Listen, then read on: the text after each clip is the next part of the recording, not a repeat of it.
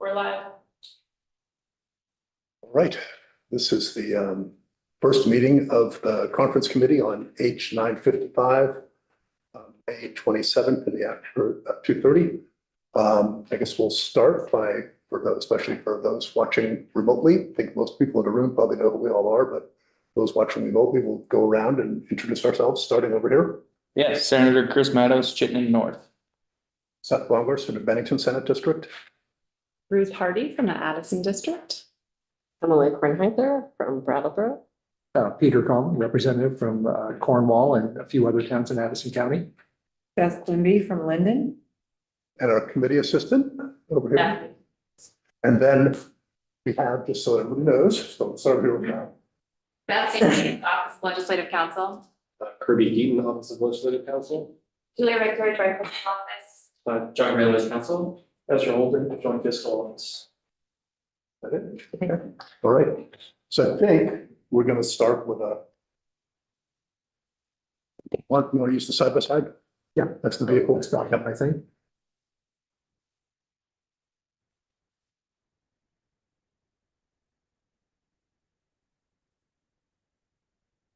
St. James Office of Legislative Counsel. I really am gonna just take my direction from you all on what you want to focus on, right? There's 93 pages. The side by side that you all have in front of you in some form, the left-hand column is passed by the House, the right-hand column is passed by the Senate. In fact, effective dates are embedded in each section in blue at the very top. And yellow in the right-hand column represents changes that the Senate made to the extent that there is language to highlight. If the change was deleting language, there's obviously no highlighting. So it's pretty easy to visually clue in on where there were changes. And perhaps, do you want me to share my screen or? I don't need it. Okay. Yeah. Unless anybody else does. Okay. So I might suggest that maybe just sort of go very quickly and then we'll stop you. Sure. I think it'll mostly be us sort of saying, well, this chapter, what happened. And we wouldn't ask you that why. Yeah. Don't worry, I'll tell you. Not for me to answer. Okay, so section 1, the Senate added a findings section or subsection. Do you want to go through any of the findings? Staying in section 1, but moving to page 2 in subsection B, the Senate kept the House's 2 pieces of legislative intent and then added 3 additional pieces of their own. Would you like to go over any of that language? Okay. Section 2, I think the reader assistance headings are especially helpful. So we're in the BOCES or seesaw. I'm just going to use the term seesaw because that's what the bill uses. The seesaw reader assistance heading, section 2 is the amendment to chapter 10. The Senate added on page 4 of the side by side some language about how seesaws should be used related to CTE access. The Senate also added as members to each applicable seesaw 3 of the 4 standalone CTE school districts. And in order to accommodate that, they changed the definition of supervisory union for this chapter to include those regional school districts. There was 1 regional school district that was not included in its applicable seesaw, and that is because the applicable seesaw is the Vermont Learning Collaborative, which is your 1 seesaw that is up and running and who you have asked to do a lot of work in this bill. And so there is separate language asking for a report back to you all on how that standalone school district could join VTLC and a provision that VTLC needs to provide that CTE school district with services in the interim. The only membership change that the Senate made to the seesaw membership, aside from the standalone CTE school districts, is adding Grand Isle Supervisory Union, I'm on page 5, to the Champlain Valley North seesaw. In the House version, Grand Isle SU is part of the Chittenden Central Seesaw. And Milton Supervisory District on the Senate side is now part of the Chittenden Central Seesaw, and on the House side, it was formerly part of the Champlain Valley North Seesaw, so just swapped Grand Isle and Milton. Any reason in particular for that? More followed, we took a look, say, more, the seesaw boundaries are more aligned with the merger discussion zones. So we had to move, the seesaw boundaries got moved a little bit around those. Okay. And then for some reason, the Ludlow Mount Holly Unified Union School District did not appear in the House language and should have as a member of the Two Rivers SU, and so that was added back in. And no other changes to the membership other than, again, the 3 standalone CTE school districts. On page 10 now, subsection B, which is the bylaws for seesaws. The Senate added on page 11 language. So current law requires articles of agreement. This bill amends that to be bylaws to include information on financial terms and conditions and service fees. The Senate added language that makes membership fees, or that requires membership fees to be allocated according to the aggregate ADM of each member SU, and requires service fees to be based on the amount of services actually provided. So I just want to flag this as something for later discussion, not so much why, but just maybe for us to talk a little bit about, should we be having CSIS decide how they want to allocate their financial structure, or do we want to be prescriptive about it? I think if we're being prescriptive, I think this works fine, but just flag it as a topic of conversation later.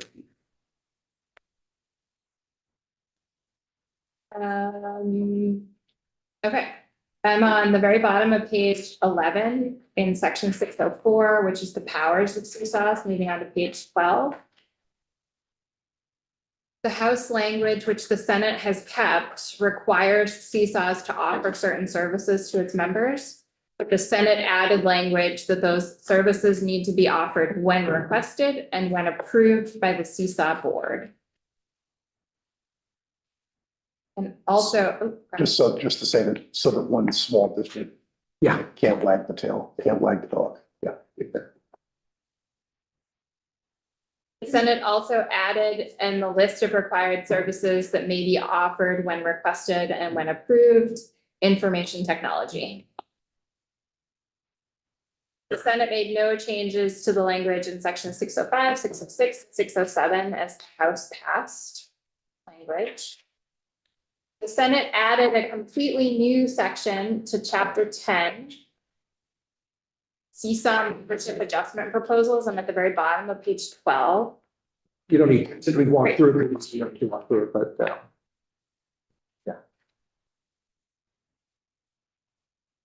Section we'll just that have questions about it later for us. Thank you. Section, that brings us to section 2A of the bill on page 14. This again was added by the Senate. There's no similar provision in the House. You'll notice that the effective date here is 7/1/27. And what the Senate has done is struck all of the suggested services that CSAs could offer, professional development, curriculum coordination, and transportation, and added them to the list of required services when requested and when approved. And then also added facilities master planning, and then that change would take effect on 7/1/27. So just increasing the list of required services. And then section 2B is the language that I referenced earlier, requiring the Vermont Learning Collaborative and River Valley Technical Center to get together and make a pitch to you all, change the Seesaw membership once the dust has settled. But a requirement that any membership prior to any membership adjustment being enacted, BTLC is still required to offer services to River Valley Technical Center as requested. No change to section 3 of the bill as passed by the House, no change to sections 4 through 12. Sections 5 through 11 are just conforming amendments, changing BOCES to Seesaw. And section 12 is the seesaw transition language, and the Senate made no changes there. New reader assistance heading, Union School District Exploration and Formation. The Senate made several changes to section 13, which is previously the study committee process in the House version. In the Senate version, that's now the merger committee process. The Senate struck section 13 completely, but you'll see that there's a lot of yellow highlighting, but there's also not a lot of yellow highlighting. So everywhere that's not highlighted is language that came over from the House that the Senate has not changed. Anything in specific that you want to go over in this section? No?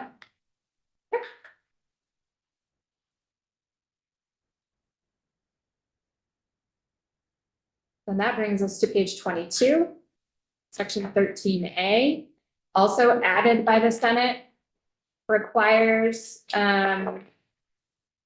this is the stranded school district concept. So this is essentially a charter change process for school districts that want to be part of a merger pursuant to section 13, but were not included in that merger. On page 22. I'm using the earlier version. So that is my 13A. problem. Section 13.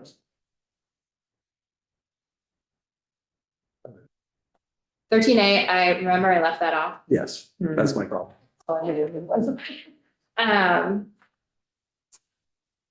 So 13A is the way that a school district that was not included in a merger but wanted to be included in a merger could petition the General Assembly for some action to include them in a larger school district.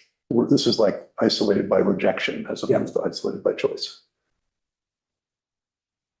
Anything in particular there you'd like to walk through? Section 13B on page 24. There's a moratorium on withdrawal from or dissolution of the Union School District, which just places a moratorium on the section, using the sections in chapter 11, sections 27, 24, and 725 that allows an individual town, or technically a group of towns, to withdraw from a union school district. And that moratorium goes through fiscal year 2035, which aligns somewhat with the foundation formula. That was my question where that date came from. Thank you. Section 13C, another section added by the Senate. Wouldn't it have been helpful if I put something in the House column? Secretary of State report, town meeting day, 2028 election resources. This requires the Secretary of State's office in consultation with school district clerks to write a report to you all with recommendations for the funding and resources necessary for district clerks to oversee all of the Union School District elections that would be happening on town meeting day, 2028 pursuant to section 13. Including the resources necessary to ensure ballots are mailed to all active voters for that. So that'll need to be in next year's budget. Yeah, so we need to know how much it might cost. Yep. Section 14 is the guidance for merger committee groupings. This is the second map of the bill. The Senate added language requiring the facilitators to consider or to include advisory representation from the 4 regional CTE school districts, who would be advisory members and non-voting members of a merger study committee. And then I think the best way to see the differences between the House and the Senate versions is really to look at a map. It's hard to walk through with language. I asked Agency of Digital Services to come up with a map that overlays our merger group recommendations with the Senate proposal, which I will get Daphne and everybody to post as well. And I've got maps of the Senate. This is what we had. It just the Senate proposal groupings is the thick lines and the colors are ours. And we can sort of go into the wise ways at another time. All the presentation while we do that. So I'm going to jump to page 28, section 14A. The Senate added a requirement that there be, you had the House passed version and the Senate kept this requires an initial report back to you all in February of next year with information about what are the merger committees doing, what is their membership. And then the House version and the Senate kept it required a final report. In the Senate is December of 2028, but there was no reporting in between then. And so the Senate added an interim reporting requirement in January of 28 for both the merger committee final recommendations as well as initial recommendations for seesaw boundary adjustments that take into account the recommendations for the merger from the merger committees. Section 15 is that final report back to you all. The House had that coming to you in January of 29, and the Senate has it coming to you in December of 28.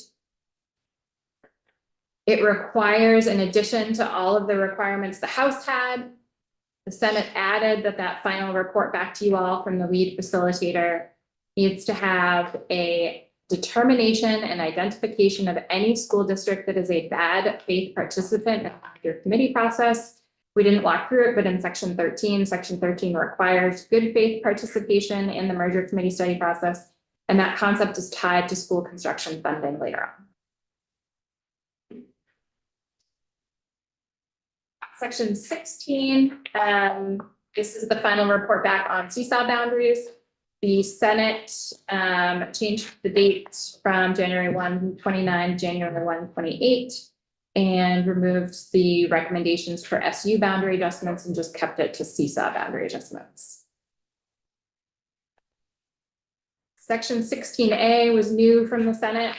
And this is a report back to you all on or before November 1st of 29. The state board is required to submit a written report to you all with the name of any school district with an ADM of fewer than 750 students that is not successfully merged with the neighboring school district by July 1, 2028 pursuant to section 13, with recommendations for whether and if so, how to merge those school districts with neighboring larger school districts. So just not a request to the state board to merge anyone, a request for the state board to essentially give you all a survey of the lay of the land with recommendations for any school districts they feel should be merged. And that's it. This language just stops at a recommendation. Section 17 is the big appropriations section for your seesaws and your merger committees. The Senate made no substantive changes other than changing some internal site cross-references to section 13 that changed and substituting merger for study. But all of the grants themselves and the amount of money and appropriations all remain the same in the Senate version. And then I'm happy to walk through this, but I think John does a better job. Do you want to give up?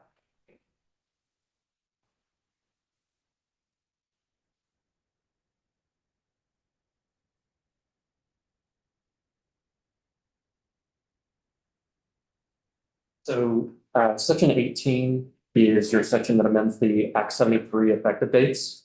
They're tied specifically to the big foundation formula rollout. The first thing to note is just the accelerated timeline. In the Senate proposal, you now have FY30 as the effectiveness, so going effective with foundation formula and accompanying tax policy changes July 1st, 2029. And then you have amendments to the contingencies themselves. Before you jump to the, I mean, we at some point are gonna have questions about why it's a coming year and how you see that all working, and I know we have the timeline to walk. Flagging that. So changes to the contingencies on the House side, the contingencies are essentially opportunity to consider consolidation, certification of voluntary votes, receipt of that foundation formula report under 45A, a JFO analysis, and then legislation enacted to address a host of factors. What you see in the Senate proposal is receipt of two reports. So one is the foundation formula report. That's that same section 45A report. So that exists in both constructs. And then in place of the request for opportunity to consider plus clerk certification, you now have receipt of the facilitator report. And then in place of the JFO analysis contingency has been struck in the Senate side. And then lastly, the legislation piece has been updated on the House. It was legislation has been enacted that addresses these hosts of factors. On the Senate side, it's legislation has been enacted that expresses clear legislative intent to satisfy this condition by addressing essentially the same components, but they're slightly condensed and reformulated to tie to existing work. So CTP, special ed, sparsity measures, secondary student weighting, geographic cost differences, prepay funding mechanism, measures for satisfying legacy collective bargaining agreements, capital indebtedness. The remainder of the highlighting you see in the section is conforming changes for repeals that happen elsewhere in the bill, plus moving forward that timeline.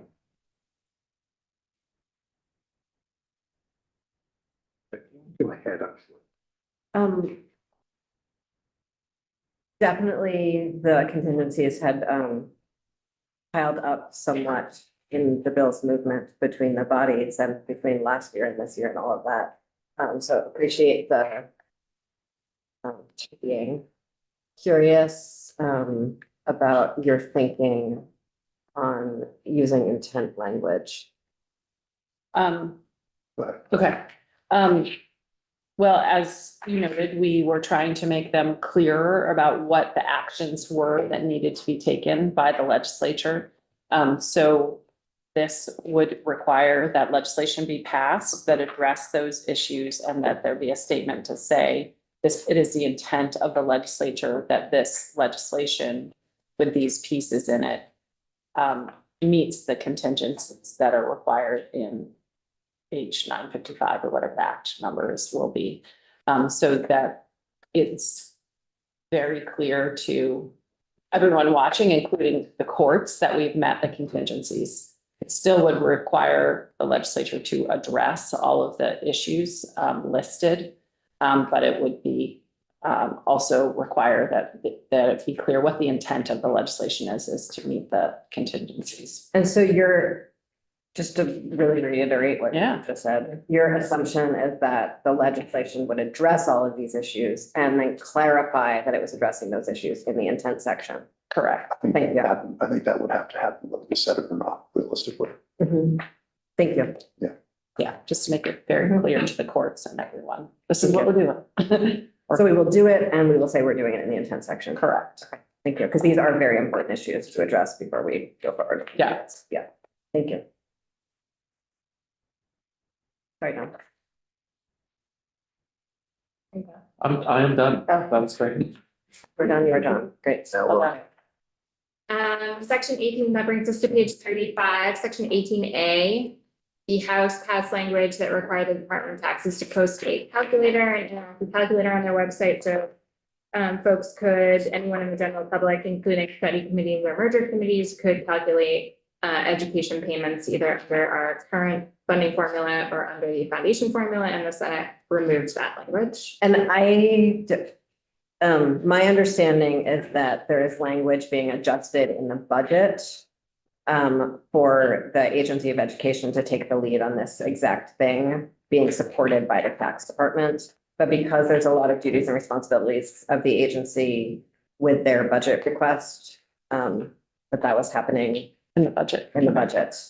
So that the idea will live on, but executed by a different party. Yeah, I mean, Along we, with a bunch of other work. we took this out in Senate Finance largely because the tax department was like, this is not what we do. This is not, shouldn't be our duty. And so we removed it at their request, but also because we felt like the math that's required to do this kind of analysis is something that school business managers should be able to do. But I think if you're addressing it in the budget in a different way, that sounds. I think the merger committees will probably want to have access to an easy to use tool for those of us who want fairly skilled with math. Oh, come on. Okay, bottom of page 35, new reader assistance heading, pre-K education. The Senate made no changes to the language passed by the House related to pre-kindergarten education. Page 36, data collection. The Senate made no changes to the language passed by the House in section 22. Special education funding and intent language. The Senate made no changes to the language passed by the House in section 23. Tuition, section 24. The House passed language that would be contingently effective on July 1, 2030 with the foundation formula. that prohibits any receiving school from requiring fees or tuition beyond that amount of money that it's receiving from the sending school district pursuant to chapter 21 of Title 16. The Senate replaced that language with intent language that under the foundation formula, no receiving school may charge individual families tuition in excess of the tuition paid by the sending school district.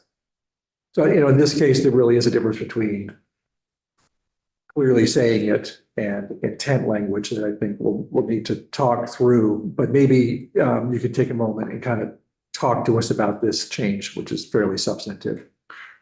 The fees section, I think, I have a sense you've already decided doesn't make sense. I would say that's still open to debate, Okay. depending on defined fees. And on the tuition section, we have about 7,000 kids of tuition, half the public, half the independent. No testimony was taken on this. It has pretty serious implications for a lot of schools. And it's a really, really worthwhile topic once we know the weights. Once we know the weights, then whether we do or don't able to set tuition, we'll have the basis for having a discussion, but right now it's premature. I guess what would lead to, I guess I'm trying to envision a world where we have a foundation formula that would be anything more than a foundation formula, whether it's a public school or an independent school approved for tuition. I guess sort of what would lead to that and how would it work? I mean, how would you be able to still charge tuition? And you probably, I don't know the answer to that. We didn't, no testimony has been taken on this one way or the other.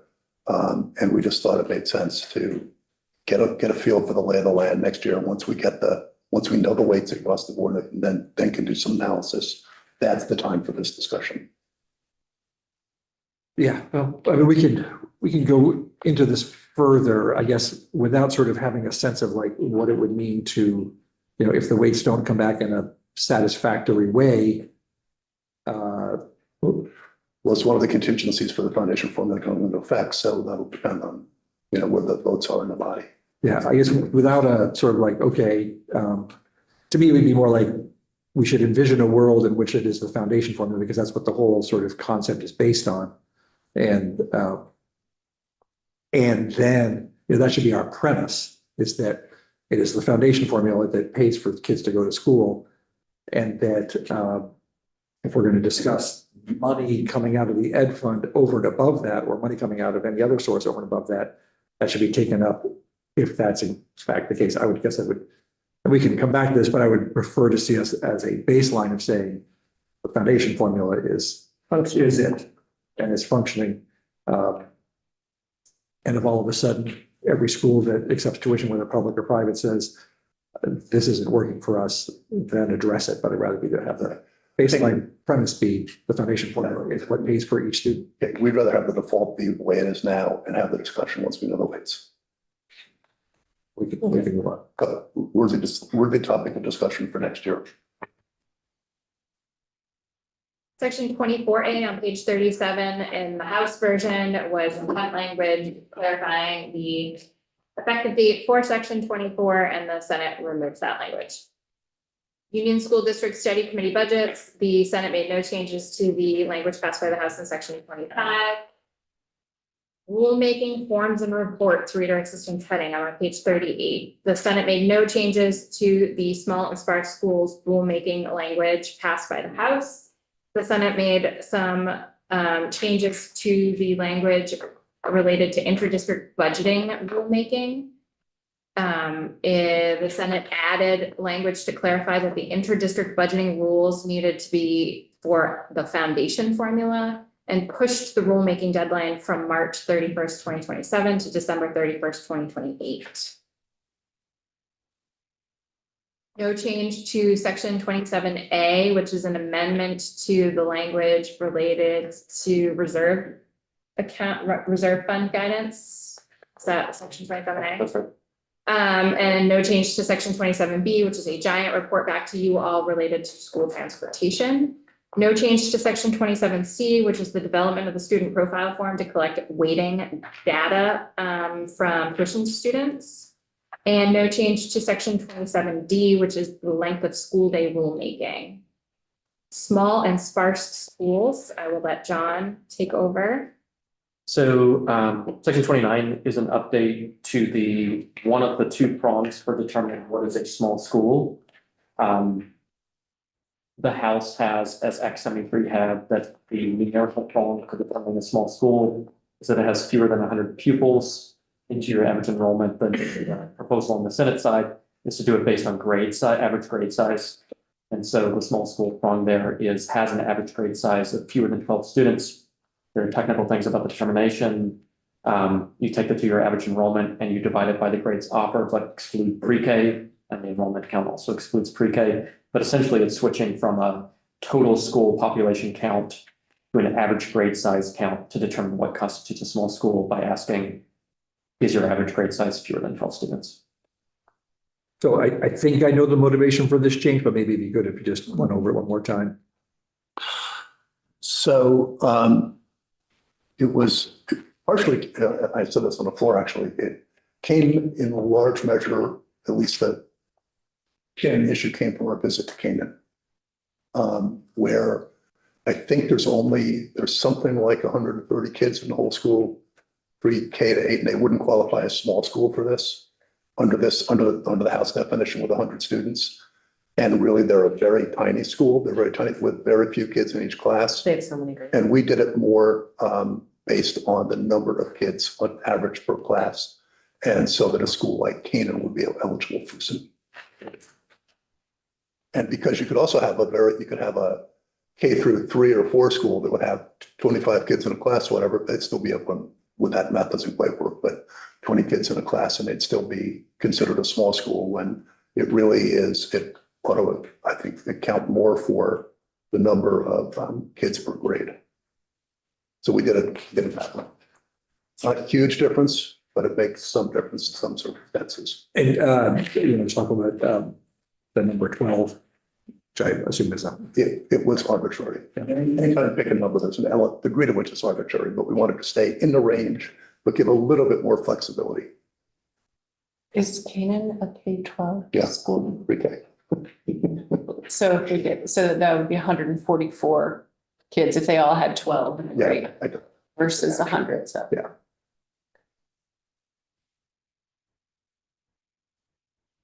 Actually, I'm on page 41. The House passed version in section 29A included an amendment to 16 BSA section 11, which is the master definition section for Title 16, to define certain terms included in the House language. The Senate does contain a section 29A, but it's a different concept. So the Senate removed the House's section 29A language. And then if you go down to page 42, replaced it with its own language related to class size minimums and when non-compliance starts counting against you. They're such nice definitions. Why did they go away? It seemed to us that it's more something that ought to be in rule so that they can be adjusted rather than set in statute. Did you call for rulemaking on them? No, actually, we could talk about that. I know this sounds strange. I spent a lot of hours this year attempting to find out how long a school day is through many, many paths. And then it turned out that no one could answer, or even begin to answer the question until someone defined a school day.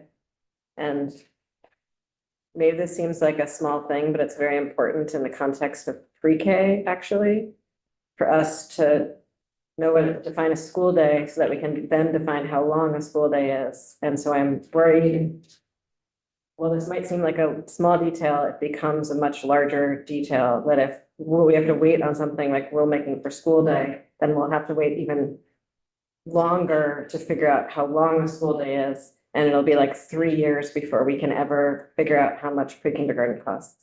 Yeah, it's just, the fear is that this is so prescriptive. Yeah, no, I get that. Should be Yeah. that rule. Okay. The Senate's section 29A is based off of language that was traveling in H.955 when it was passed, related to class size minimums. The House language, as passed by the House in 931, said that class size minimums, non-compliance with class size minimums would not be held against a school until the rules, state board rules were in effect, or July 1, 2027, whichever came first. And the Senate is holding that same concept. Non-compliance doesn't count against you. But the clock starts ticking when the foundation formula takes effect. So yeah, I'd like to hear what's behind that. And just because, you know, class size minimums was sort of one of the early things we were able to put into Act 73 that was really designed to help with cost containment In the medium term. in the medium term, right? For Yeah, the problem is that it's permanent. And so that there's a couple of things going on. We took some testimony. We heard from some superintendents from schools saying, don't do this to us now as we're in the middle of trying to be involved in merger negotiations. And we've got a lot of other things going on. Leave this one, let the clock start ticking on this one once the foundation formula goes into effect. So that was part of the motivation. Just the other is, I guess, just the impact on rural Vermont as we listened, we took a lot of testimony from a lot of schools and from districts, and it was especially rural Vermont saying, you know, the cost containment is in the foundation formula. This really is, once the foundation formula is in effect, this doesn't save any more money. It's a potentially more efficient deployment of money. And the thinking is in part, to the extent we can, let districts figure out how to do this on their own. The cost containment comes from the foundation formula. So we didn't repeal it, remembering our discussions early on about not relitigating, but putting it out a little bit more in time, especially just to take some pressure off, right? Well, I think that part of this, not that we'd like to apply lots of pressure to our schools but actually to provide some cost containment pressure in the interim while we're waiting for the foundation formula to come in. So that it's not just coming from the yield, but it's in fact coming from policy tools as well. In the short run. In the The problem is in that it's permanent, and I think we'd rather give more time and actually have time for the legislature to keep thinking about this. Let the dust settle. Let's see how the mergers go. Who mergers, who doesn't, where we end up, and give districts a little bit of time to figure things out. That was all right. You know, that's the rationale. I mean, and I'll just put out there that, you know, one of the reasons to talk seriously about merging is because we have class size minimums on the books in order to meet those.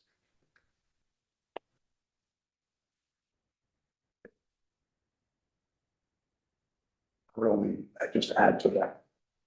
The real, I think, merger discussions, the rationale for the merger discussions is going to be the fact of the looming foundation formula that we can act.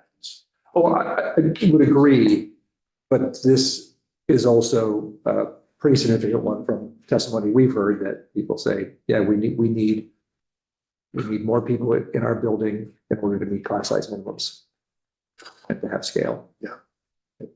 I don't want to, we'll end up relitigating class size minimums, but which I'd like to. But, Well, this is really about time. I know it is. Yeah.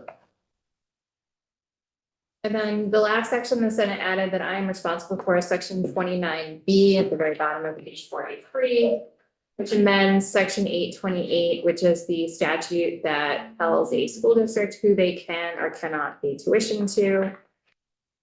Act 73 added the requirement that an independent school that wants to accept public tuition needs to comply with class size minimums. And it referred to the entire subdivision 9, which includes both the class size minimums themselves and the compliance and enforcement measures for public schools. And we've asked the State Board of Education to develop a separate process for enforcement for independent schools. So this change is just clarifying that in order to comply with class size minimums, independent schools are only complying with subdivision A of subdivision 9, which are the class size minimums themselves, not the compliance or the enforcement process that's applicable to public schools. And then I think we're going to turn it over to Kirby. Oh.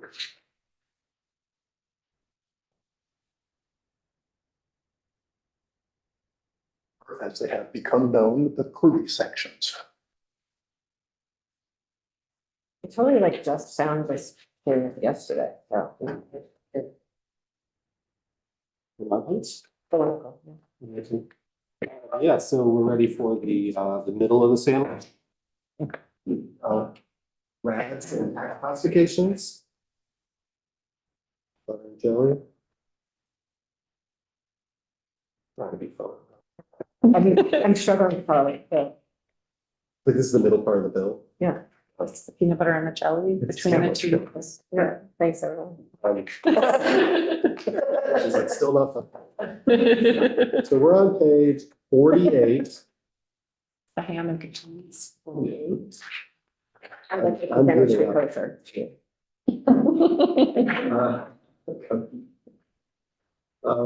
Okay, I'm gonna get serious now and start talking about section 30. The first change we have relating to regional assessment districts, and on page 48 is a more of a technical change made by the Senate to clarify when it comes to RAD appeals that the way that the language was written coming out of the House was suggested that possibly a taxpayer at the first level of appeal, formal appeal, choose whether they want to skip the RAD appeals board and go straight to the Department of Taxes or to court.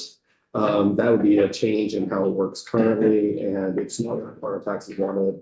And I think the lack of clarity in the first place had to do with me not understanding quite exactly what the Department of Taxes wanted at that point. And we got some clarity about that, and so that is that change. Okay. Next change is in section 36.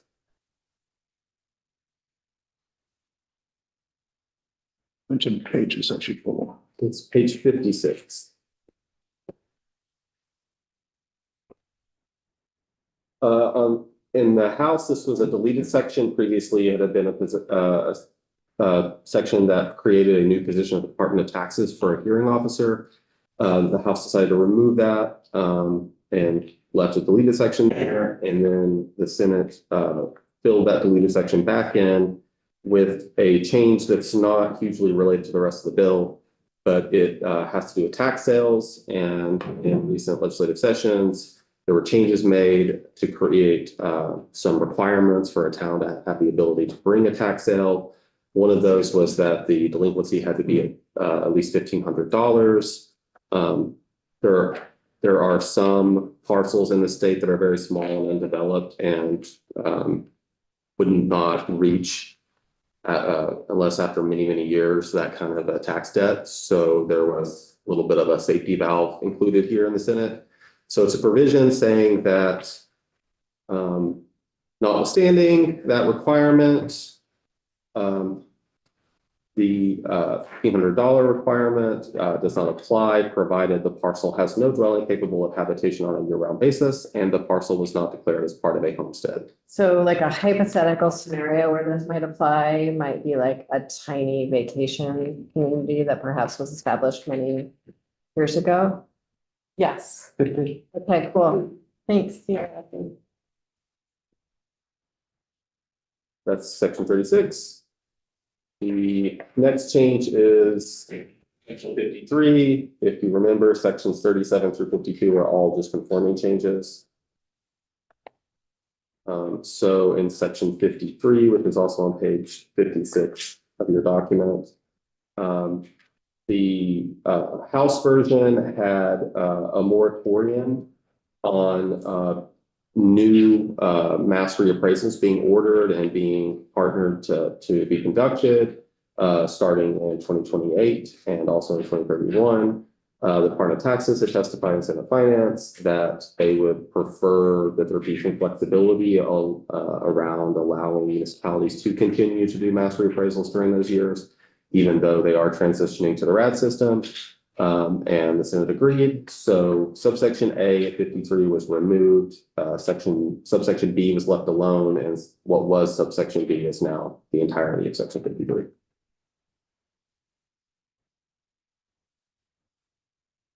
Next change is in section 55. I'm assuming I know why that all happen, but I guess I should ask. My recollection is that there was a concern that if we put a moratorium on them, that none of the reappraisals would happen. It would be too large of a gap. Great. And so this department didn't want to have reappraisals just stop. Okay. So section 55, in the House version, there was a change allowing taxpayer that goes and gets a municipal abatement, a mistake of the lister, that they would, that the municipality in those cases only would be allowed to be reimbursed by the state. The Department of Taxes had testified in the Senate that they were concerned that this could be used as a loophole workaround for the appeals process. In the cases where you have a board of abatement that was very sympathetic to taxpayers and was using this a lot, the state wouldn't have any ability to do anything about it, and none of the guardrails with the appeals process would exist. And the Senate agreed with that and decided to release this section. Did you all discuss sort of any other ways of solving the underlying problem? Which is that there could be sort of longstanding mistakes that the municipality is not interested in abating or reimbursing because of ed fund liability. We did not discuss an alternative that I can remember. I think we heard from the tax department and their logic seemed reasonable, but I think, yeah. Section 56 is another one where the House had a section that was removed by the Senate. In this case, it was adding to the statute on the powers of the director of PDR, a requirement that they issue guidance to ensure consistent and accurate appraisal of fair market value of properties and manufactured home parts in a limited equity cooperative. The department testified that they are in the process of developing this guidance, and it was their preference for it not to be in statute as one of the 12 requirements of the PDR director. They suggested it was kind of overkill to have that there. And Senate Finance agreed and removed it. But the idea is the department will do this regardless of it being in this bill. And we originally took this out of the manufactured home bill and put it into this bill. And I stopped tracking the manufactured home bill at some point. Is there anything about this in there now? Might. I don't think there's a comparable provision. You don't think so? Okay. I know that there are lots of things about manufactured homes in that bill, though. Yeah. But they're gonna do this report regardless, they just don't want it in statute? Yeah. In the sense of when they're gonna give us the report, even though it's not in statute? Well, it's guidance for the public. Okay, do you know when they'll issue the guidance? No. It sounded like they were doing it right now, creating it. Okay. They just didn't want it to be a permanent duty of Great. the PBR director. Thanks. In section 57, we have the effective date was changed. It is now June 1st, 2026 to align with the accelerated timeline. In this case, this section has to do with listers and assessors recording on the grand list the number of dwelling units for each parcel. This is used as one of the ways to implement the tax classification system. And with an effective date of 1/1/2026, it means that the grand lists that are done after that would include this information. So for 2027, essentially, which the department will have to use that information to further do the rest of its work after 2027. Section 58 does have some substantive changes, but there is the timeline change. It's now July 1, 2029. And then there are 3 other changes that were made. Wait, you have this 6/1/29. You mean July 1/29? I do. which is Which 7. is 7, Are all these 6s supposed to be 7? yes. Sorry, Kirby. I didn't mean to make you blush.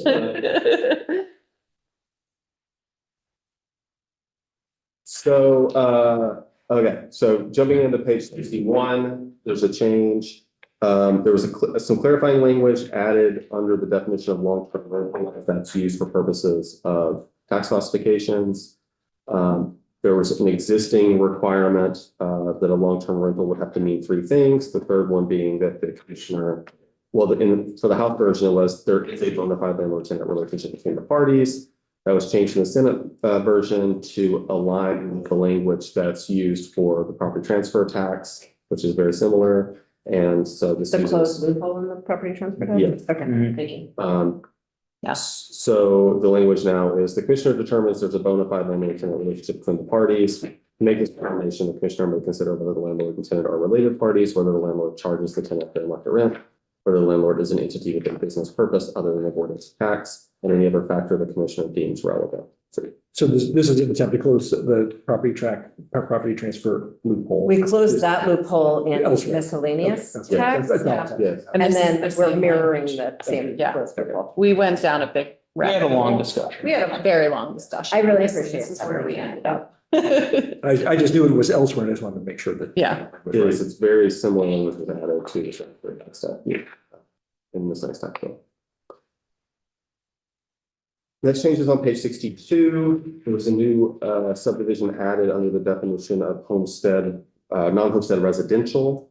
And that is to say that a portion of a parcel with a dwelling unit that is not part of a lodging establishment licensed under the health title. So this is just clarifying to ensure that even if there's maybe a unique setup somewhere that doesn't fall through the cracks, that a licensed hotel or bed and breakfast will never be considered non-homestead residential. under Thank the you. classifications. we sort of found this loophole like a minute before this left the house, so thank you. We closed it for you. Fergie found the loophole a minute before I left.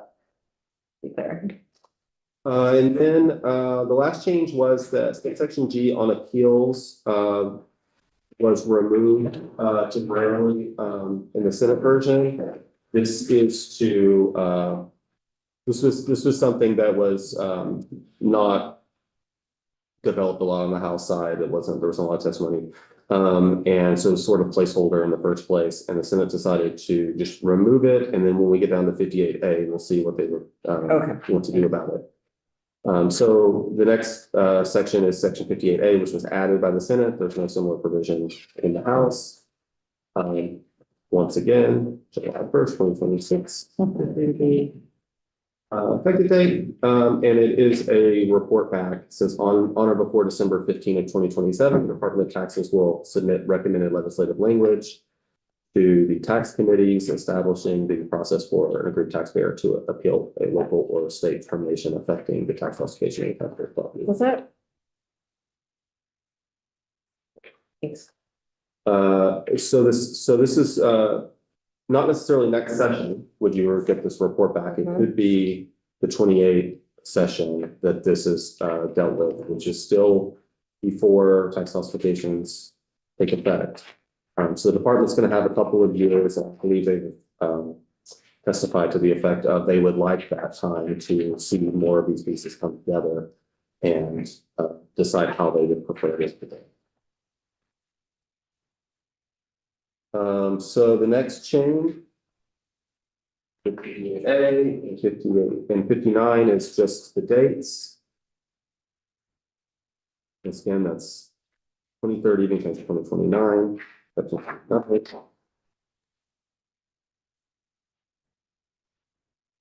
For section 60. I did get the number for January correct. So January 1st. 2029 became January 1st, 2028. This is the section on the transition for the tax classification system. So in calendar year, under the Senate version, under calendar year 2028, the Department of Taxes will be sort of setting up a temporary form to collect the information necessary to start tax classifications, because the system won't be in effect yet, but they'll need to do that setup work a year ahead. And so this enables that, and it has the department to use the information to determine and assign tax classification for every family's parcel. And on or before October 1 of that year, they'll provide that information to JFA.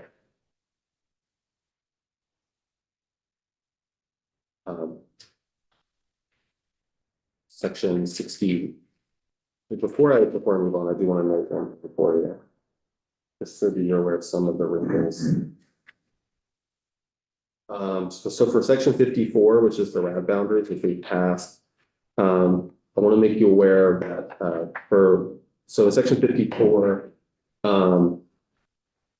that is a report from the Department of Taxes to set up RAD boundaries, the regional assessment district boundaries. But that particular section is contingent on the facilitator's final merger report being due.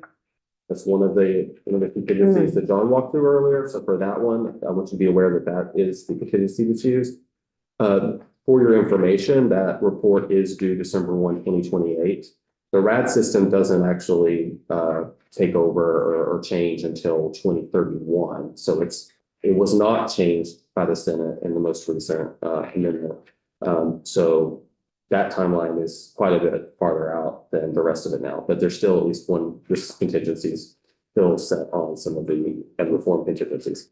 So the other one is section 60 here that we're on. I want to flag that the contingency for this section is based on the foundation formula report, which is due December 1, 2026. So that will be much sooner that you'll know the contingencies now. Can I ask a question? I don't think I realized there was a contingency on the RAD district boundaries. Yeah. So we spent quite a bit of time figuring out where the boundaries, what the boundaries should be associated with. At some point, when the regional assessment districts were like entirely separate from anything related to education, many eons ago, we talked about doing it at the county level, and then we sort of, I'm sure you've all had such conversations, and then thought it would make a lot of sense for it to be aligned with new school district boundaries. And so when it looked that school district boundaries would be determined by the legislature, we added a contingency so that that would be figured out then. And now we have sort of slowly evolved it from there. But the idea is that if RADs, in addition to the fact that it's nice to have groupings that are aligned with each other for just like human navigation sake. But the biggest piece is that if an entire school district, especially if a school district is larger, is all appraising at the same time, we could release we would not have CLAs that are different across the school district, which would create a lot of tax consistency. That's the biggest reason that we were sort of continuing to hold on to this idea of pairing the RAD and school district. Okay. I mean, I think it makes sense to do that. I'm not sure I'm not sure a contingency is necessary. I think tying them together makes sense, but. That's fine. I just hadn't realized that. So that's section 16. Part of the great hope of reducing the CLA confusion. That'd be lovely. It's like a Moby Dick CLA. Thanks, maybe that was person. What? That you smiled at my job. Oh, you try to go on a bunch of them. I didn't really. You didn't really? Okay, so the next change from the Senate is in section 63 on page 68. And this is a date change to move the timeline up. So the prospective repeal for the tax classification statutory changes was moved up from July 1, 2030 to July 1, 2029. This particular special kind of contingency and prospective repeal is based on the legislature setting a new tax rate multiplier to be used for the new classifications, because this bill in Act 73 did not do that. There was no tax rate multiplier means taxing any of the classifications differently than the others. Systematically, that's not being done yet, but the idea is that it will be. So if there's not any legislation before July 1, 2029 to do that, to set the multipliers and make that decision how the classifications will be taxed differently, then the classification system gets repealed. I think this is one of the contingencies that people tend to lose track of. And section 64 is actually, as I should have updated that as well. This was moved up with the rest of that timeline. I think that I have the house number wrong there because that would have been 2030 along with section 58.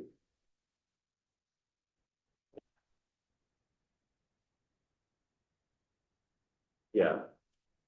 So the Senate side is correct there. It is 2029. Which one? No, okay. And so those are the changes for tax classifications, and I think I applied for you the whatever tricky contingencies are. I can turn it over to John.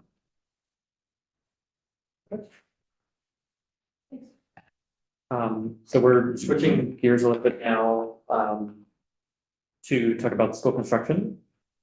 I'm happy to put it up on the screen if you would like, but also happy not to if it is not helpful for you guys. Okay.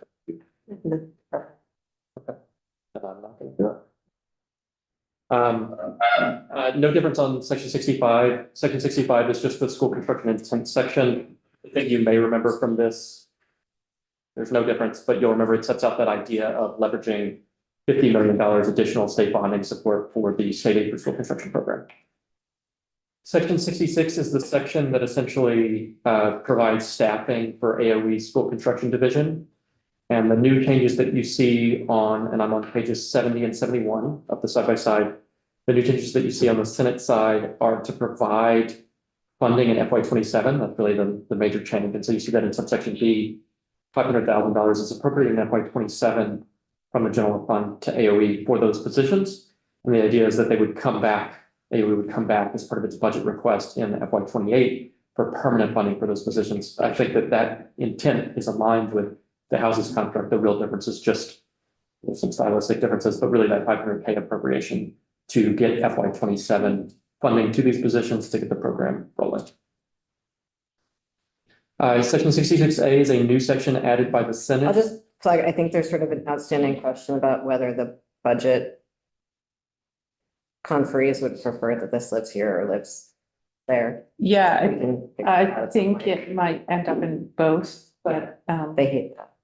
oh, well, I don't know. It's Yeah, here now. we'll figure it out. Yeah. It's not, I'm just flagging it just so I don't forget to flag it. Yeah, As long the- as we don't accidentally appropriate $1 million for the position. right, Yeah. that's true. Flag It is part of the $1.5 million in the Senate set aside, so for education. Section 66A is another appropriation. This is newly added by the Senate. This is $900,000 general fund to the school construction aid special fund that goes effective this summer. And it's an FY27 for the facilities master planning grant program.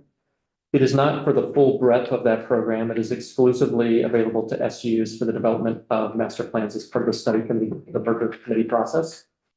So $900K for master planning to aid the merger process. Section 67 is rulemaking from AOE on school construction.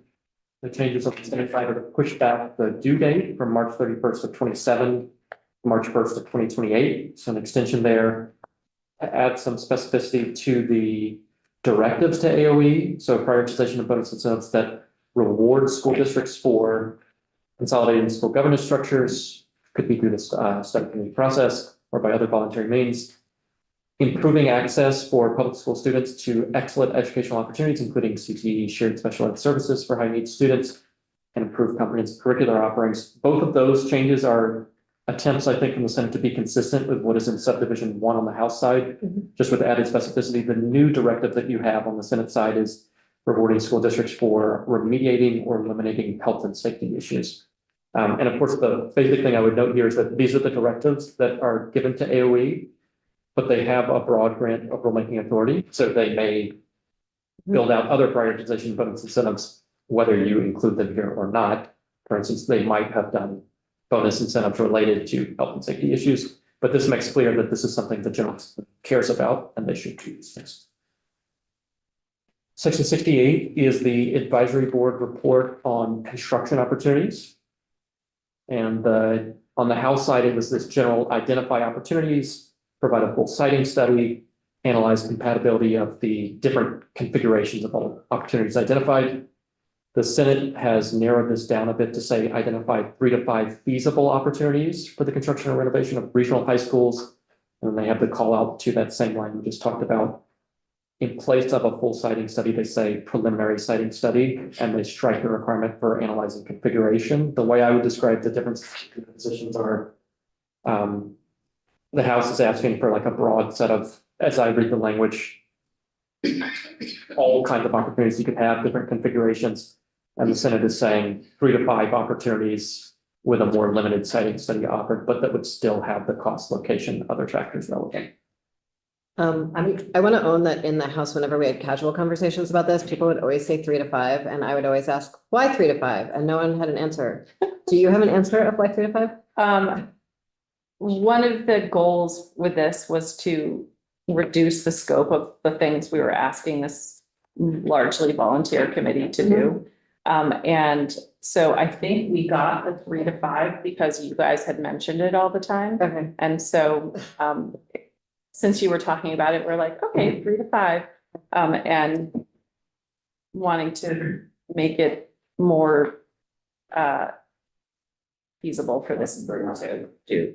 It may also match the recommendations of the redistricting task force. Opportunities for consolidation. Oh, possibly that's where you all got the 3 to 5. John, if by some chance they were doing their work and there was a 6th that just made so much sense, would they still be able to add that? Yes. Thanks.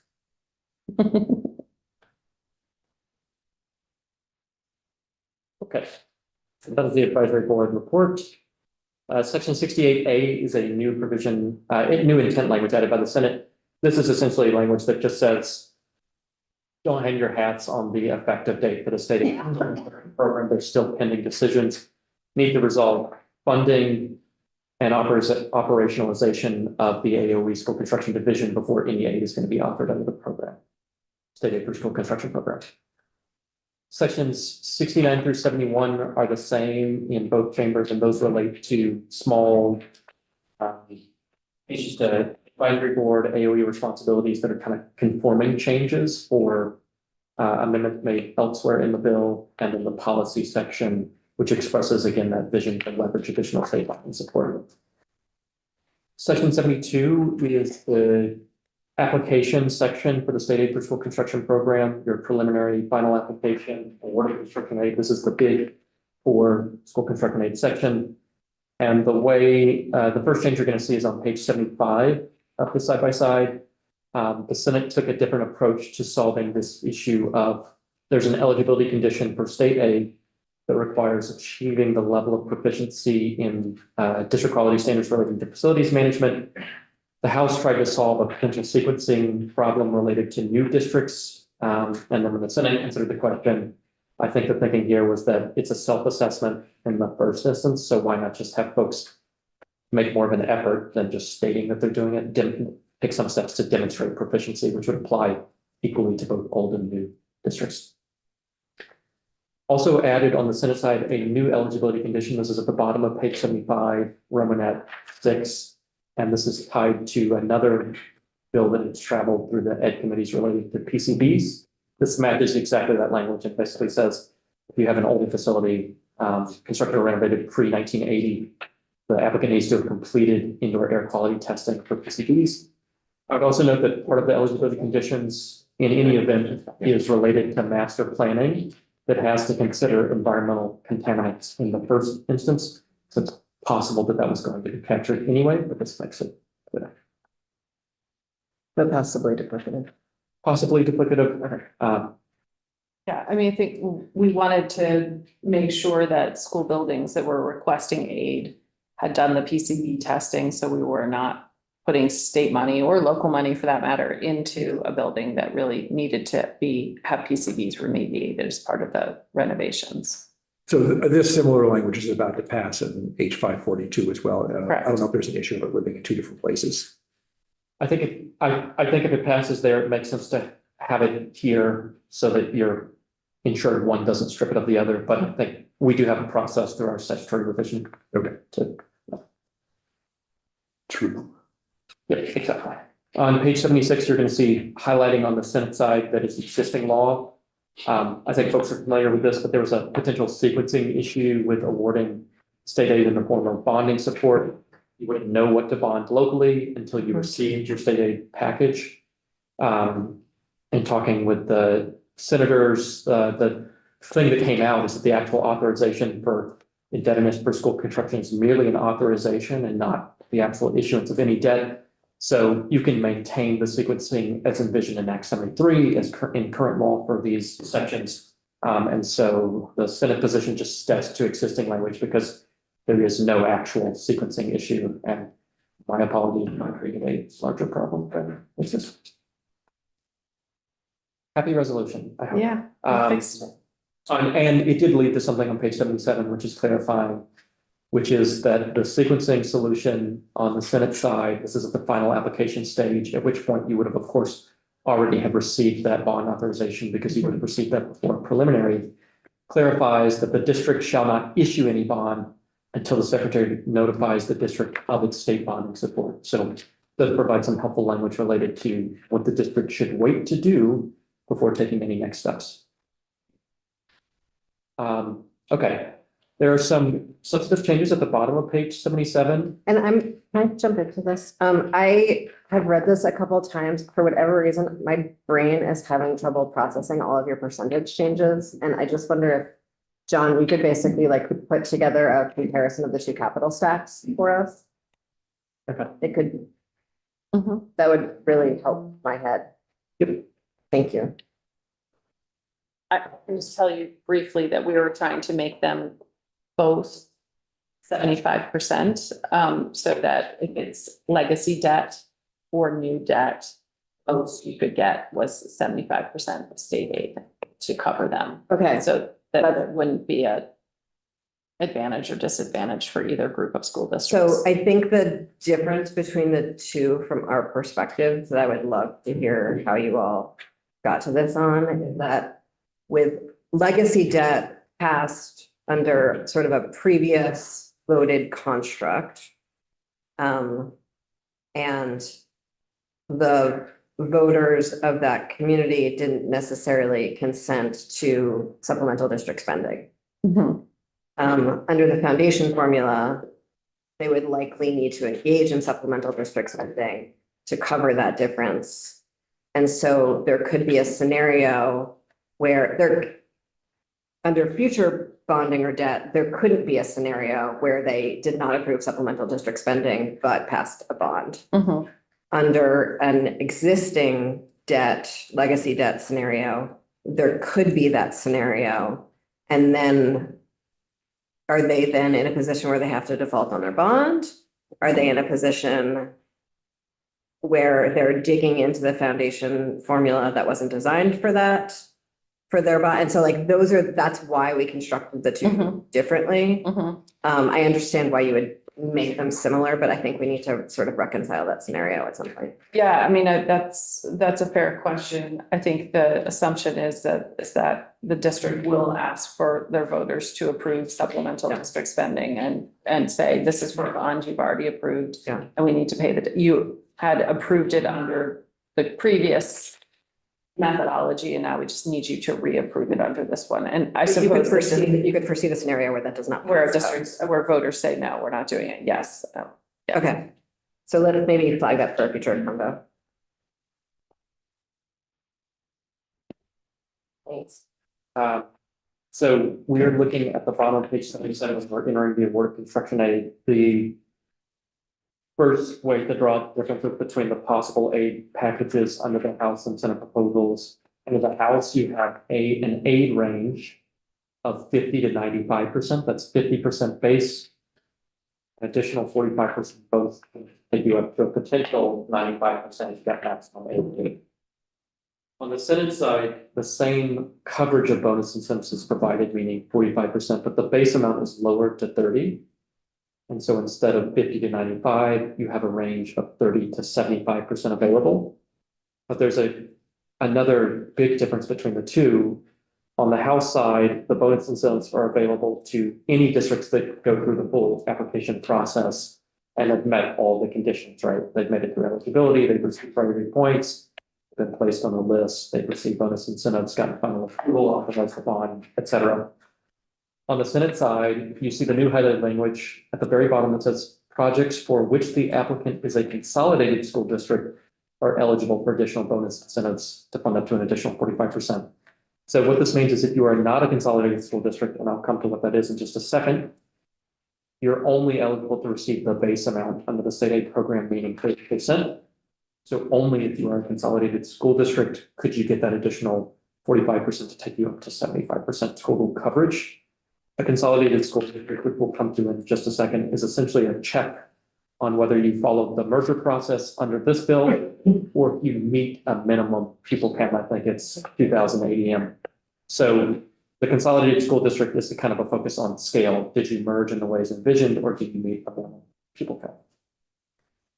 Before we get to that definition, which I think I just explained, but on page 78, we have a slight change to the the CDEC recommendation for state bonding support. On the House side, the request is for the treasurer to make this recommendation in consultation with CDEC. And on the Senate side, it's an annual recommendation from CDEC itself rather than going to the treasurer. Don't know that that's that substantive change, but there it is. Just to know, John, and I can show you in the bill, there's another instance where we call it out and we didn't make the change. So Is it an intent section? it may be in the intent section. I highlighted it when I was on the floor, but just to note it so we can. And I'll take this moment to say, all of the sort of language process changes that you all made for school district construction is very appreciated. Thank you for all the diligence and sort of,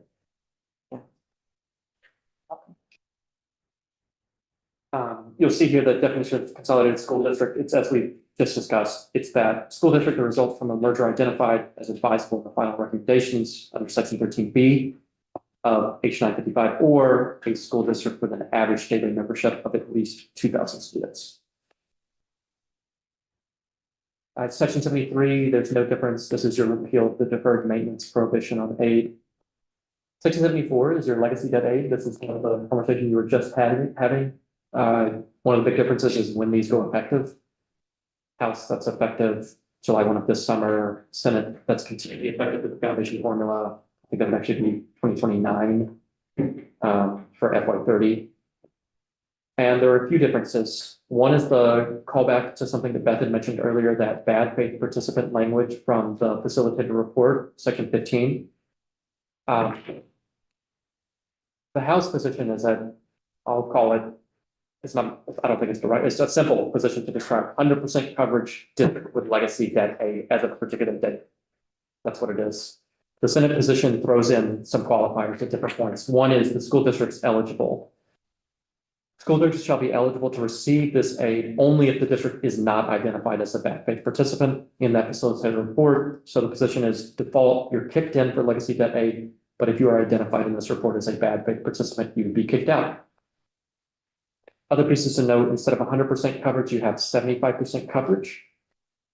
And instead of it being debt that is incurred as of December 31st related to facility construction and renovation, it is debt that is approved by the voters of a district related to those same pieces, so school construction, and for which school construction has begun as of that same date. what was the date again? End of 2025, December 31st, 2020. Could I just back up to page 78 and the definition of consolidated school district? I think I know the answer to this, but I just want to confirm. In, I think, both versions of the map, there are areas that are at scale and aren't being asked to be part of a merger study committee. And I assume that they would still be captured under this definition of consolidated school district. Yes, I believe they are, and we can That's definitely sort of- double check, but that's the intent, is that the 2,000 is both the goal for the merger process where we landed in this, actually on both sides, I think we're at 2,000. Yep. And so that if a district is already at that scale, then they would be considered consolidated and could qualify.